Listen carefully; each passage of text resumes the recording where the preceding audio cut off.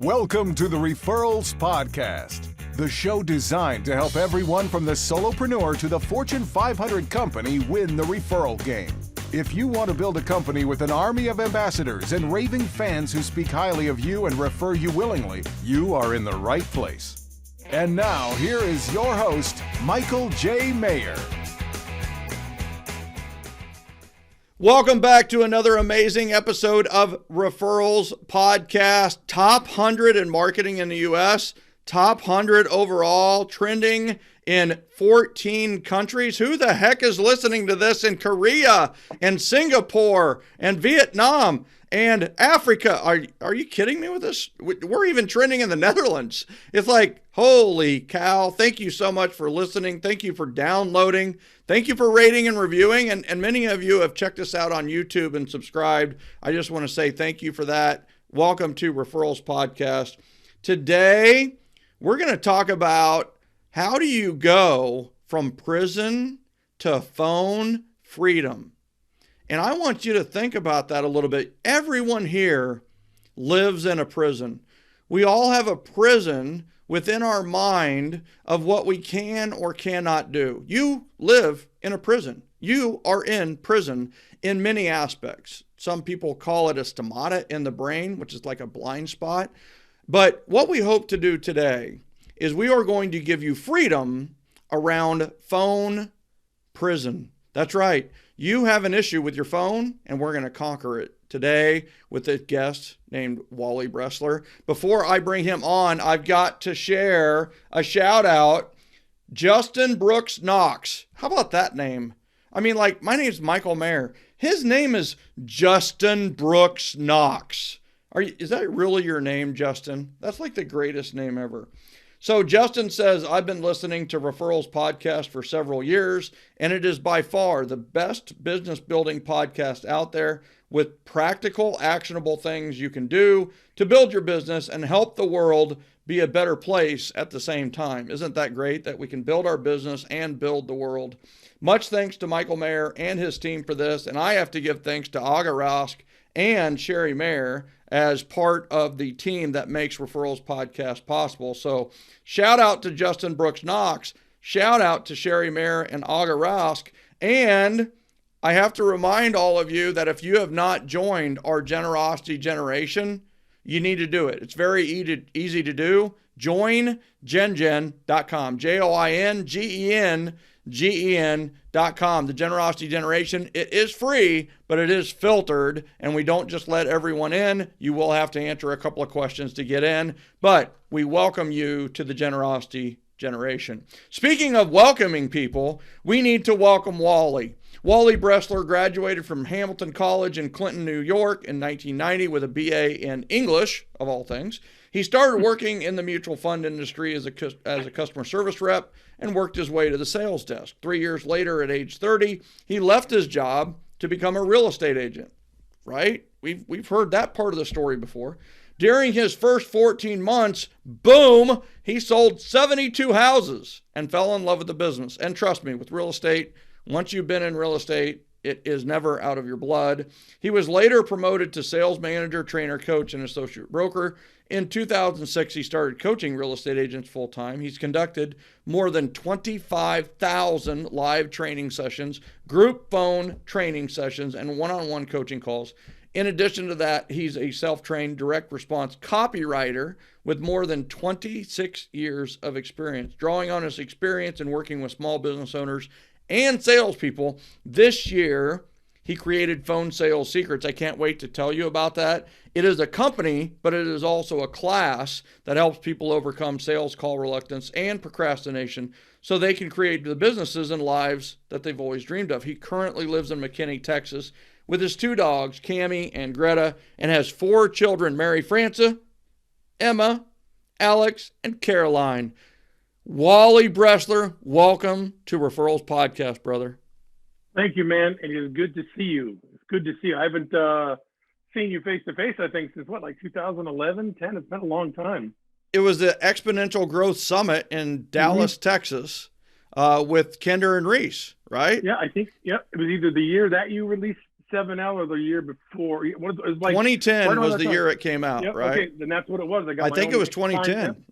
Yep. It was either 2010 or yep. 2011. Yep, So I got my own signed copy. I met you. It was great. Yeah, thank you. I appreciate that. And Yep. instant impressions, right? What's amazing about this is I instantly liked you. You're generous by nature, right? And you were nice, looking to help, and super knowledgeable, right? So character and competence, communication, you had these characteristics of referability right from the beginning. I mean, I met like 1,000 people there. I mean, we had 500 people sign up for our boost class. I mean, 500, and it was one of the best boost days we've ever had. And you know what? I remember like 7 people. You know what I mean? Mm-hmm. It just is what it is, and you're one of the memorable ones. And well, thank you. There's a reason for all that, right? So I think that one of the things that we have to go to right from the beginning that I think is just such an impactful part of your story is you went to prison. I did, federal prison. So tell me about that. Back in 2005, the market was going crazy, and I was doing really well financially. Real estate was treating me well, and I wanted to make more money. I wanted to get into real estate investing and try and turn some of that into some things that could take care of my family better, And so I got connected with a guy who we went to high school at the same time. We didn't go to the same high school. And he's like, look, and he was a loan originator. He says, look, there's all kinds of cool investment opportunities, but there's also a bunch of really good lending programs out there that will allow us to go ahead and buy people's houses from them and then rent them back to them. We get out and pay off their bills. And I'm like, okay, this is great. And so, we went about doing that. But what happened is behind the scenes, he was doing things that he shouldn't have been doing. He was keeping the money for himself. He was lying on mortgage applications. And, my fault was that the biggest thing was that there were things I saw that I ignored that I shouldn't have ignored, And well, it's easy to ignore them when you're making money, right? Or having a good time, or you don't know there's a problem, right? Right. And so what'd you end up going for? I spent 366 days in federal prison for mail fraud. So for mail fraud, right? And what's interesting is no excuses, right? No excuses and that kind of thing. But and no excuses at the time, but this is the time of liar loans, right? The stated income loans where you just said what you earned and basically they gave you a mortgage, which is why the bottom dropped out of everything. And so somewhat understandable, right? And you owned it. That's what I love about having this conversation before we came on today is just how much you own it and just like not only own it, but like, oh my gosh, this has made me a far better person, Yeah. How has it really affected you? Most importantly, it's made me a better dad. You spend a year without seeing your kids. That'll change your perspective on a lot of things. There are guys that hadn't seen their kids in 10 years, but, I didn't see my kids for a year. You're completely helpless there. And it's reversed there. You're there in prison, you're guilty until proven innocent. So, so it makes me value life better father. I'm a better real estate coach for sure, right? Because I can help people look out for things that I wasn't looking out for. I can help them make better decisions. I make better decisions. I read paperwork more thoroughly now. So, there's a lot of things that were really positive that came out of that. And certainly my relationship with God, improved dramatically. Like when he wants your attention, he'll get it. So, there's a number of things that actually were positive that came out of that for sure. I appreciate you asking. And one big important one that is maybe getting glossed over is the importance of reading paperwork. We coach real estate agents as well as other business owners. But it is amazing to me how many realtors deal with contracts every day and then never read the contract they signed with their broker. And then when they lose a listing, when they move or whatever it may be, then they go ballistic and call the broker all kinds of names. And it's like, it's not the broker's fault. It's your fault for not reading the paperwork up front. And then the other thing is, we've helped realtors move companies. They've moved. And then they realize like how really easy that is. It's a piece of paper. Right. And they thought all these different things, but it's really just a piece of paper. And it's one of those where who you partner with matters. who you run around with matters. And you need to be careful with paperwork because it is a contract. And the other part of this too is what is that breakdown before the breakthrough? And you make a setback, a setup for a comeback. And that's really what I see in you is this setback is really turned it into a setup for a comeback. And you've already came back. Don't call it a comeback, because it's already, you're already right? Back, right? I've been here for years, right? Yeah. But here's what's interesting is, you've been to physical prison, but we all have our own mental prisons. We have our hangups and we have our blind spots and we have these places that if we would just figure out a way to break through the bars of the prison, outside of it is a freedom that can truly change our life, that can truly give us freedom from other things. And one of the biggest prisons that I have seen in sales, period, is the prison of call reluctance. The prison, we call it puff, right? Pick up the freaking phone. So right. It's puff calls, right? It's pick up your freaking phone, and some people say it like more harshly than even that. Sure, the F word. So right. Here's what I love about what you've done is you've helped others escape a prison after you got out of prison, and you've helped them conquer this really real prison of call reluctance. And so first of all, let's define it in your terms. Is what is sales call reluctance? Basically, it's a psychological and mental block, for lack of a better word, that prevents us from doing the things that we need to do to be successful, one of which is picking up the phone. So we've got a block, literally a block, or a belief system, an identity, if you will, that either has been created because of something happened in our life or something that we've created, such that we feel like we can't pick up the phone to do the job that we need to do. And a little bit, we'll talk a little bit what those symptoms look like. But basically, we've created a block in our head or a belief system that says, hey, I can't pick up that phone and prospect and do what I need to do. And sometimes that comes out like, oh, I don't want to bother somebody, or, oh, they're probably not going to pick up the phone, or it's too late to call, or, the myriad other excuses that people give. It comes out as everything else but, hey, listen, I got a problem that I need to fix in order to pick up the phone. And that's natural, And the one thing I do want to say is, as we talk about this, is call reluctance is not our fault. Yeah. Okay? It is not a punishment. It is not a self-inflicted wound. And we're going to talk about it. It's something that happens because we've been growing certain things in our mind for decades. And as a result of that, it's created that stopping point that ultimately prevents us from doing what we need to do.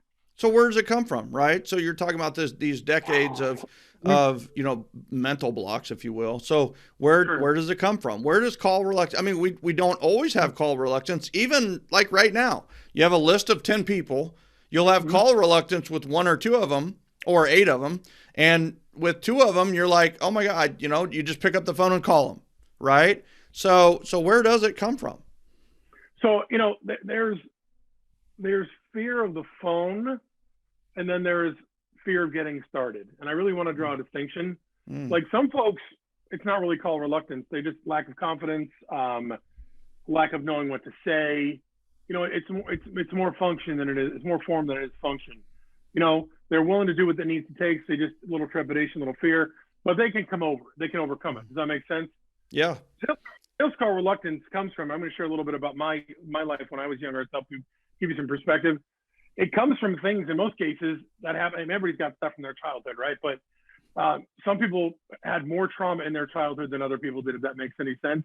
And so let me give you an example. And I love my parents dearly.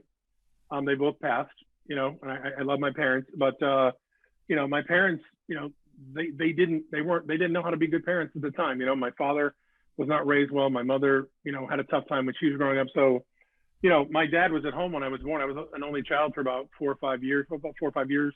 And at that age, my dad, he would drink during the day. When he was babysitting me, he would belittle me. He would say mean things to me.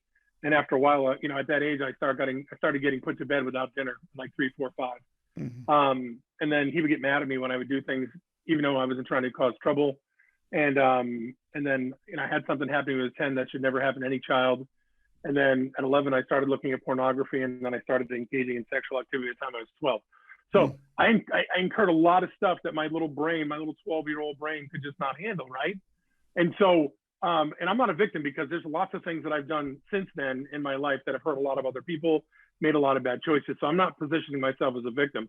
All I'm saying is the formative years of my life helped create a lack of self-esteem, a tremendous amount of self-doubt, an identity of not being worthy enough, not being good enough, not being deserving. Does that make sense? Yeah. And so as a result of that, our brain, it's part librarian, part farmer. It's a librarian because every night when we go to bed, it's taking the day's events and it's putting them in places so we can make sense of it. But then if we can't make sense of something, it just leaves it on the floor like a book, and we keep tripping over it until we resolve it. And it's like a farmer, because any seeds you sow in your brain and you start watering and tending to are gonna grow. So if you're sowing, I'm no good, I don't deserve anything, I'm not worth anything, I'm a piece of crap, then every day you keep reinforcing that. And sometimes it happens from what people do to us, and sometimes it's from observations we make. I had problems with money for the longest time in my life because I thought we were poor. Because all the kids at school had money, they had better lunches than I did, they had Levi's, they had Nikes, they had everything. I didn't have any of that. So I convinced myself it was poor. In fact, I convinced myself of that so much so that I used to literally get a violently negative physical reaction when I was around people that had money. Okay. And so for anybody else, it's the same thing. Something happened in their childhood where, like perfectionism, it's a terrible thing. That's fear related, right? I have a client who got made fun of because of some shoes she wore to gym class one day and how she dressed. And so ever since she's had control over how she dressed, she never leaves her house unless she looks perfect. But she's also not going to pick up the phone because people are going to go ahead and think she's not perfect, right? So it comes from any one of those things, either that people told us or that we told ourselves, and then we just reinforced it year over year over year over year. So we got to the point where we're fearing rejection, we're fearing failure. I'm saying so badly that we would rather not put ourselves in that position by picking up the phone and talk to somebody. Yeah. The pain of calling is more than the pleasure of getting a new client, right? 100%. Or the pleasure of having a conversation, right?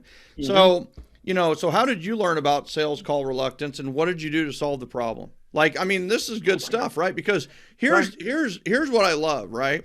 Is if somebody's really never had a fear of the phone and never had call reluctance, that's probably not a person you want to learn from, right? Because they've never, it's like Michael Jordan coaching basketball. Why doesn't Michael Jordan coach basketball? Why? Because he goes, well, just jump really high and make every shot. And, the guys are like, I can't jump as high as you did, and I can't shoot like you did. And no, but just do it. How did Michael do it? He refined it, right? He just did it himself. But it's one of those where the person you want to learn from is the person who had all the difficulties and thought about it, learned about it, conquered it, and is now living it, is living a better life without the prison, without the chains binding them. Right.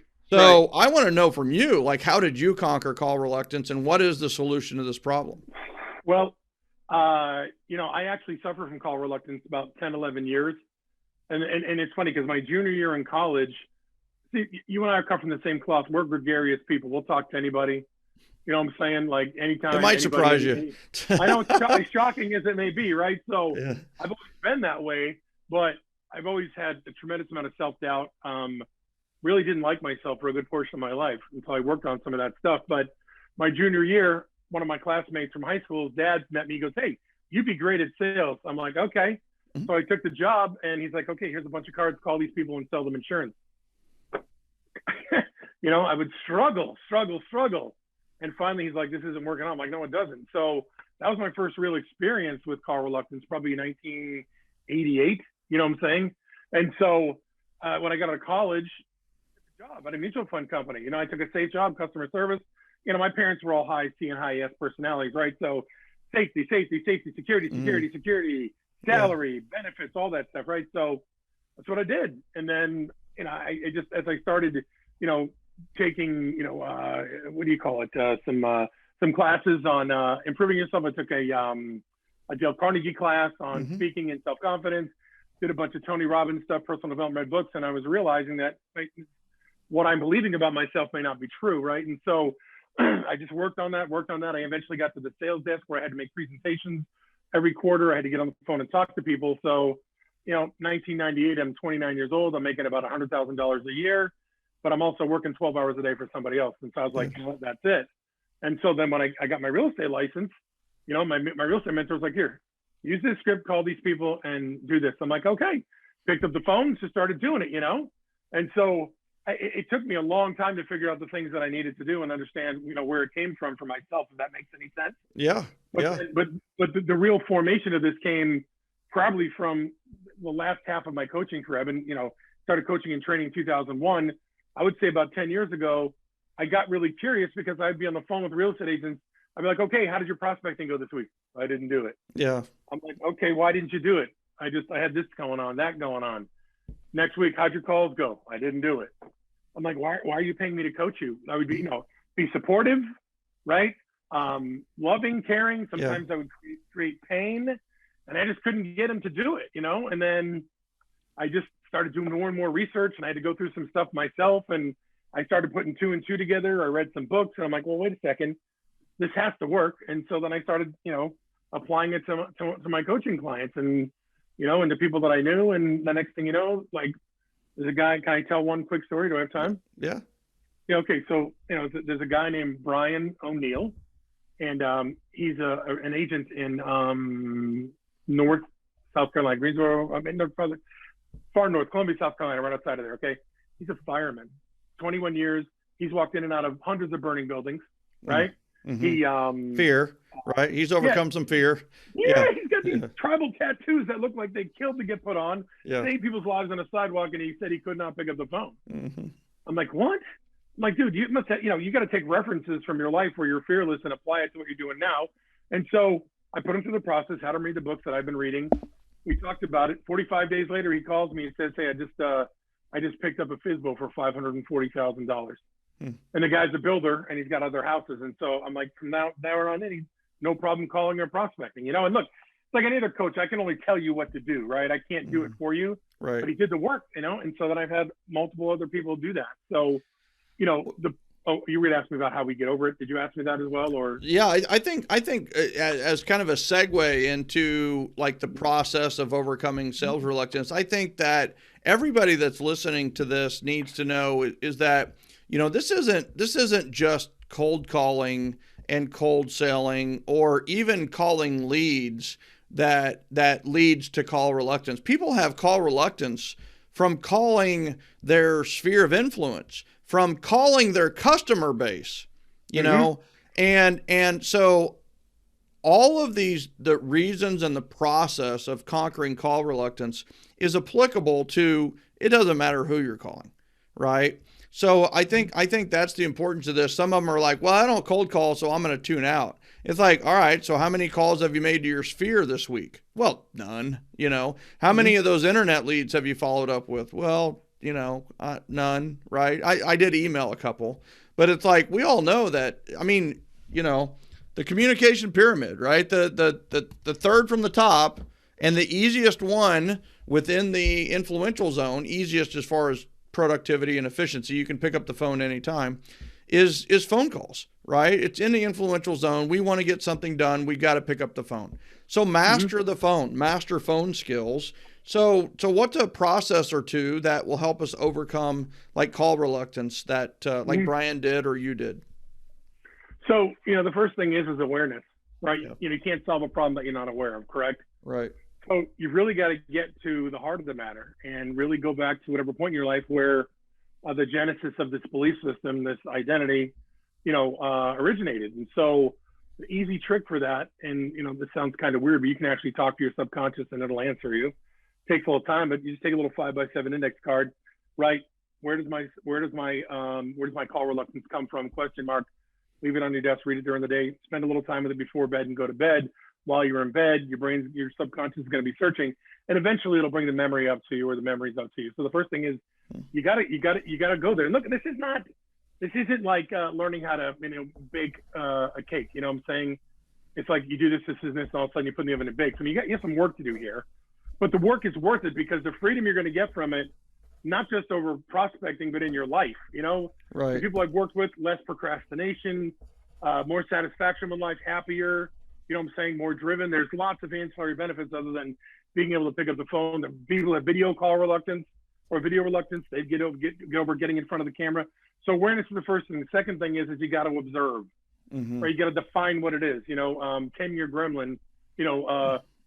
Rick Carson, he calls it your gremlin, right? So you got to observe. You got to define it. What does this gremlin look like? And you got to define it. You got to put words to it. Define what that what that feeling is when it comes up. How does it make you feel? Are you sad? Are you angry? Are you depressed? Are you disappointed? Like, what's that? What is that? Because now it takes shape and you can make sense of it, right? All right, and then the last part of that first part of the process is just work on letting it pass. Okay, and a lot of us don't strengthen our minds. The best thing you can do to strengthen your mind is do some mindful meditation. If you go to the Mindful Movement on YouTube and sign up on their page or subscribe to their page, they have meditations as short as 5 minutes and as long as 2 hours. And they will take you through mindful meditations. They're guided. There's some nice music. And what they teach you to do is to focus on your breathing. And then as thoughts come into your mind, they just teach you to help those thoughts pass, right? Because at the end of the day, I don't know anybody that's died prospecting that started bleeding profusely, lost hair, lost skin, broke a bone, right? Nothing's going to happen, right? Yeah. So you've got to get to the point where you can make sense of it and look, okay, wait, that's just a feeling. That's all that is. It's nothing more than a feeling, and let it go, okay? So the fourth step is right out of Hal Elrod's book. Have you had Hal on here before yet? Have you had Hal talk yet? Oh, yeah. Hal's amazing. I've known Hal since 2007.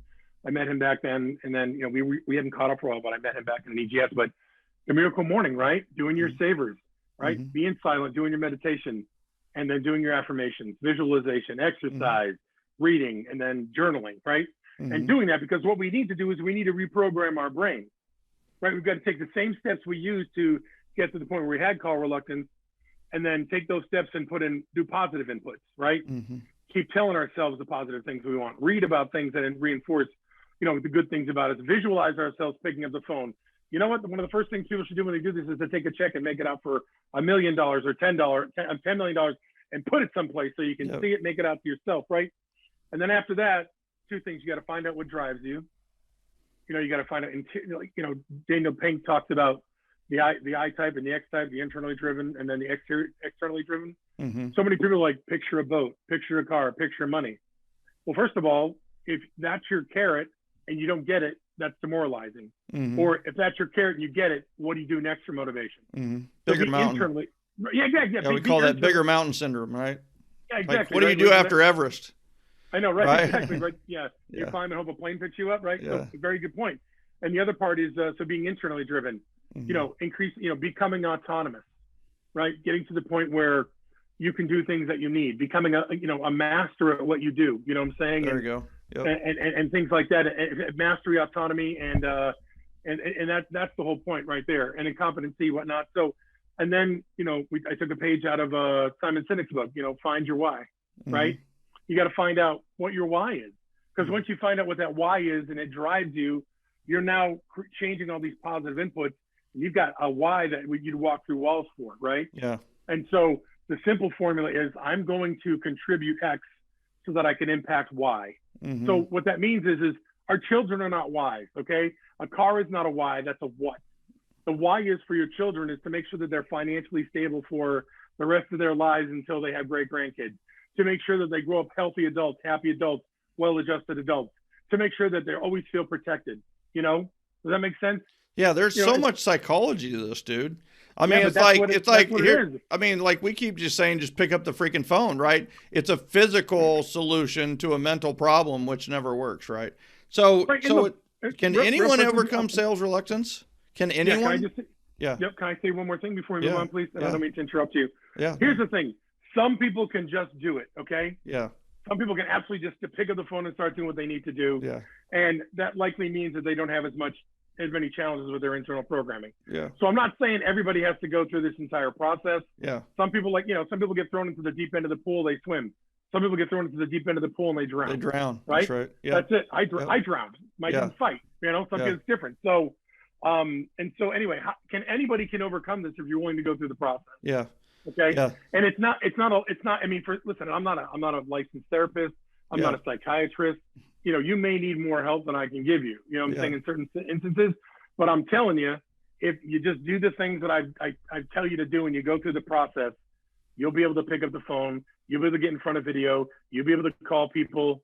You know what I'm saying? EXP's got all that recruiting going on, but there's a bunch of people that can't even recruit because they're afraid to pick up the phone, That's right. So, that's right. Yeah, I mean, yeah. So anybody can overcome it if they want to, 100%.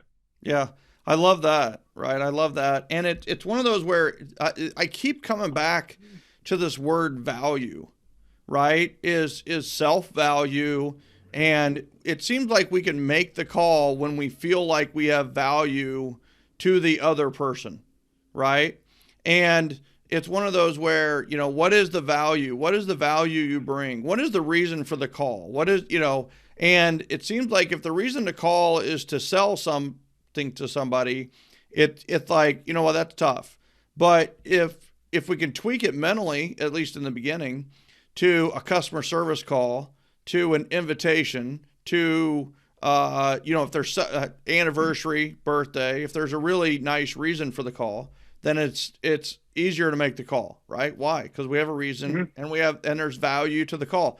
The value to the call, if I call you for your birthday, is you feel good, but I feel good for remembering your birthday too, right? So there's so much to this, and you have unpacked so much. What I love about with your launch of this, and I know it was delayed a little bit because you had COVID and nearly passed away from COVID. Man, yep. Thank God that did not happen. Thank God you made it through that. Thank you. Yes. And I know that. And he had glasses on before the call, and he took them off to just make sure that, you could look him in the eye and let you know that you trust him and that kind of thing. And it's one of those where it's like he didn't have to wear glasses before, but the COVID has affected his blood sugar and his eyesight and everything else. And I'll tell you, this is a blessing on those that check it out. It's phonesalesecrets.com. He actually has a free mini course where you can go through this mental and physical manifestation of you becoming a caller, you becoming somebody that has a phone as the friend, as much as a phone as a tool that you're not using, right? And we really want that phone to be a friend. We want that phone to be comfortable for us, and we can pick up the phone anytime we need to. Tell us a little bit about Phone Sales Secrets before we go. Absolutely. I was going to say something about value, but I'll just let it pass so we can go into it. No, go ahead. Well, so unless we feel that we bring that value ourselves, unless we feel valued ourselves, feel like we value ourselves, we're not going to go ahead and make those calls, even if we feel like we're doing something for somebody else. That makes sense? Like, I can't give you $5 if I don't have $5. So that's right. The whole part of the process is you can do all those wonderful things. And the thought process of how you position those calls in your mind is amazing, because that's really the way to do it. But if I don't think I'm worth it, if I don't think I deserve it, if I don't think I'm a good person, I don't think I'm going to add value to anybody else, Right. Fair enough. Right. So, okay. So here's the thing. Basically what I've done is I've created a Facebook group. So if you go to a free Facebook group, so if you go to phonesalesecrets.com and register, you can be in the Facebook group. I've got interviews coming up with the people that I've used and studied with to create my process. I definitely want to have you come on an interview and do a podcast interview with me, because I think you can add a lot of value to the group with your vast experience. And we can even talk about, handling call reluctance with respect to referrals and put a different perspective. So I would love to have you do that. And then, there's going to be every Monday at 7 p.m. I'm actually going to go through an entire hour and 15-minute class and take people through the process. But the mini course, a lot of people are like, oh, that mini course is just for you to get our information. It's not. I mean, it's 5 videos. And I literally, like you said, I unpack everything we talk about. And I take everybody through those 5 steps and tell them what they need to do so they can get the results that they want to do. And that's What's it. the title of the first step? What's the title of the 5 courses? I know that this is not part of the programming here, but I can look it up if you want. I literally just got, if you want to give me a second, I can look at it. Yeah, that'd be great. Let me see if I can. I think that I'll talk while you're doing that, and just kind of, and here's the thing on this is that this is one of those skills that if you can conquer it, you can literally do anything. You can fundraise, you can sell, you can talk to your son or daughter's teacher about problems that they're having in class. Like, can you imagine calling a teacher? You know how many parents have never called a teacher? Like 99% of all parents have literally never called a teacher. Why is that? Why don't we communicate with our teacher? I remember being a teacher and we had open house, and like 3 of the parents out of the 20 kids would be there at each of the sessions. 3 out of 20 would even be there. What is going on? I mean, is that teacher reluctance? I swear to goodness. So it's one of those where, like, this is a skill where we need to take this tool, the phone, become friendly with it, and literally, could you imagine a world where you were not afraid to call anyone? You could call the president or try to find the president. You could call literally anybody and have no fear about it. That's what Wally's talking about here with phone sales secrets, is go to the point where even if you didn't call a ton of people, you wouldn't have the fear of calling anybody, right? The freedom it gives you mentally, emotionally, psychologically is unbelievable. You can't put a price on that. Unbelievable. All right, so you know what's funny? Before I got sick, I went and got my eyes tested. At the age of 52, I still had perfect vision. Jeez. Perfect vision. That's Perfect incredible. Vision. That is incredible. And then you got COVID and need glasses. Yeah. That's crazy. It's crazy, right? Well, hopefully they'll go away. So lesson 1 is called, the name of the process is called the Call Reticence Crusher Method, the CRC. Okay. So lesson 1 is goes over the method. Lesson 2 is identify what is causing your call reluctance. Ooh. Lesson 3, a simple strategy to rewire your brain. Woo. Lesson 4, define your true why so you can become unstoppable. And then lesson 5 is the next step. Are you kidding me with that? That's I mean, like, sign me up, baby. PhoneSalesSecrets.com to get his free mini course that he is giving to listeners of the Referrals Podcast. Go to referralspodcast.com. We will have a link directly to Phone Sales Secrets, or you can go to phonesalesecrets.com. Wally, this has been amazing. And, you know, you're an amazing dude with an amazing story. And thank you. What's interesting is you know, what's funny is I already liked you, respected you, and trusted you. But I think I trust, like, and respect you even more after hearing the prison story, after hearing what you've been through, after hearing that you've gone through COVID. And I've always known the content, right, was off the charts. But, you know, I'm telling you, this was a fantastic, you know, like, for the listeners, is a lot of times you think, well, Michael knows everybody that brings on, knows everything about it. It's like, no, I don't. Like, here's the thing. I've really enjoyed this podcast as a conversation and a get to know you better.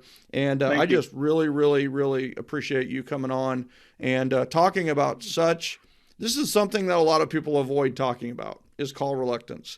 And yet it's something that we need to put out there and help people with. And I'm glad you were here as an expert of that and helping people. This guy has helped thousands of people overcome call reluctance. And I see why. The name of the systems, the name of the processes, and the way he's going to a deeper solution than just pick up the freaking phone. He's not there, like, you know, pounding a phone into your ear. He's like, all right, let's deal with this. So I love it, Wally. I appreciate you very much. And thank you for being a guest on Referrals Podcast. Man, I appreciate you too. And, you know, Sherry, for getting me on here. And I love seeing your updates from Max. You know, obviously he hit that big dinger. He swung at the high cheese and then crushed it. I love seeing that. And listen, I know you have a big heart because of all the stuff you do on Facebook and the stuff that we see. So it means a lot to me that you're willing to take time to let me come and share some time in your podcast. So thank you so much. 100%. Thank you. Ladies and gentlemen, thank you so much for tuning in for another edition of Referrals Podcast. I encourage you to check out phonesalessecrets.com and Wally Bressler. Check out what he's doing. And also, while you're at it, go to joinGenGen, JOINGENGEN.com to join the Generosity Generation. In a future episode, I will share how maybe joining the Generosity Generation can help you overcome call reluctance as well. Isn't that interesting? So we will see you next time on Referrals Podcast. Thank you so much for tuning in. We'll see you next time.